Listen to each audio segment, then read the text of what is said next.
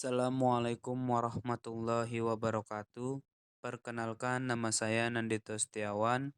Saya dari kelas C13.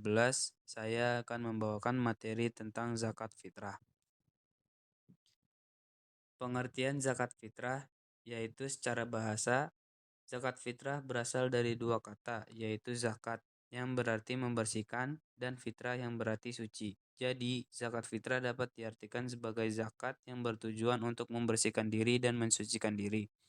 Secara istilah, definisi zakat fitrah adalah zakat wajib yang dikeluarkan oleh setiap muslim pada bulan Ramadan dengan kadar tertentu untuk fakir miskin. Zakat fitrah dibayarkan dalam bentuk makanan pokok seperti beras, gandum, kurma, atau tepung. Adapun dalil terkait zakat fitrah yaitu salah satunya dari Quran Surat Al-Baqarah ayat ke-277.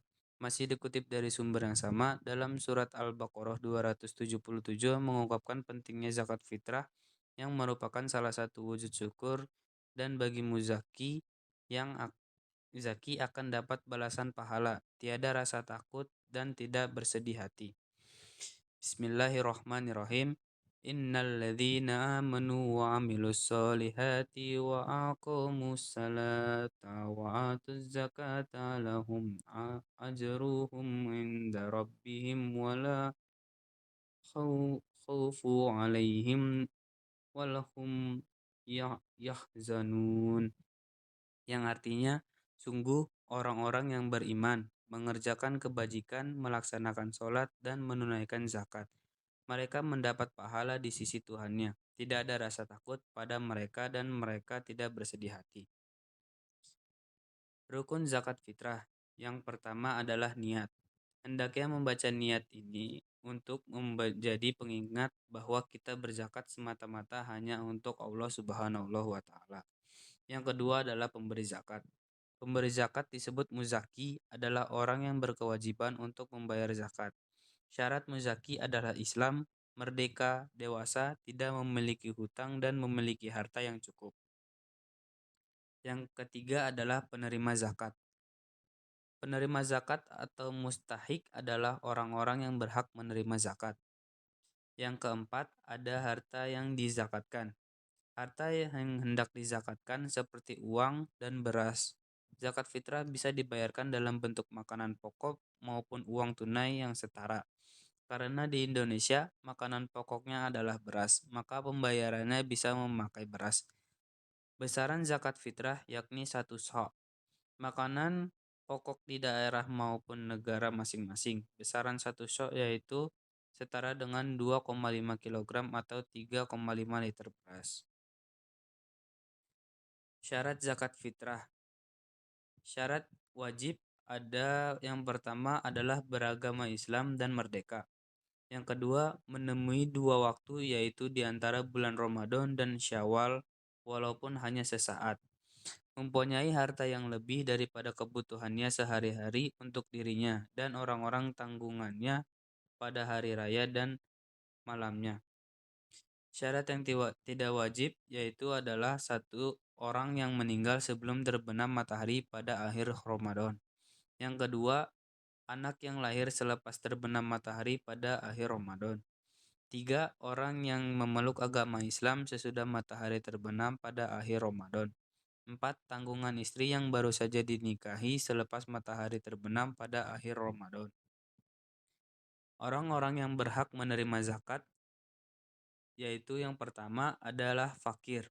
Orang fakir adalah orang yang tidak memiliki pekerjaan dan tidak mampu atau pengangguran. Tapi bukan berarti orang yang bermalas-malasan, melainkan ia sudah berusaha namun belum mendapatkannya. Yang kedua ada miskin. Asnaf yang kedua adalah orang miskin. Rahmat menjelaskan bahwa orang miskin adalah orang yang memiliki pekerjaan, namun dari penghasilan itu ia masih belum bisa memenuhi kebutuhannya. Yang ketiga, amil. Golongan ketiga yang berhak mendapatkan zakat adalah amil. Amil juga termasuk asnaf. Amil adalah pihak yang bertanggung jawab atas pengelolaan dan tersalurkannya zakat. Yang keempat yaitu mu'alaf. Mengapa seorang mu'alaf digolongkan ke dalam orang yang berhak menerima zakat? Rahmat menjelaskan bahwa seorang mu'alaf yang pada saat ia baru saja masuk Islam, maka sudah pasti harta bendanya yang ia miliki dilepas. Yang kelima ada rikob, adalah sebutan untuk hamba sahaya atau budak pada zaman dulu. Saat ini rikob bisa saja diartikan sebagai seorang pembantu. Yang keenam, orang yang berhutang atau ghorim, merupakan golongan asnaf, namun perlu dicatat bahwa orang tersebut berhutang karena kebutuhan, bukan keinginan. Misalnya, orang yang berhutang membeli sepeda yang akan digunakan untuk bekerja, maka orang tersebut termasuk ghorim. Yang ketujuh adalah orang yang berjihad.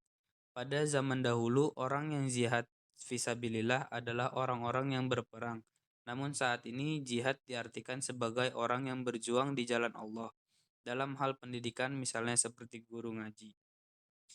Yang kedelapan ada anak jalanan, disebut juga sebagai musafir atau orang-orang yang sedang melakukan perjalanan jauh termasuk pelajar atau pekerja di tanah perantauan jika termasuk golongan miskin.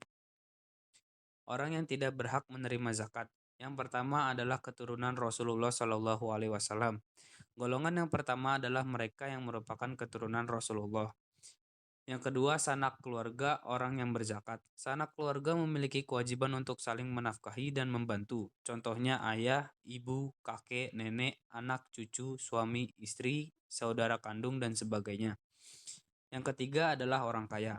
Orang kaya tentu memiliki harta yang berlimpah, oleh karena itu mereka masuk ke dalam golongan yang tidak berhak menerima zakat.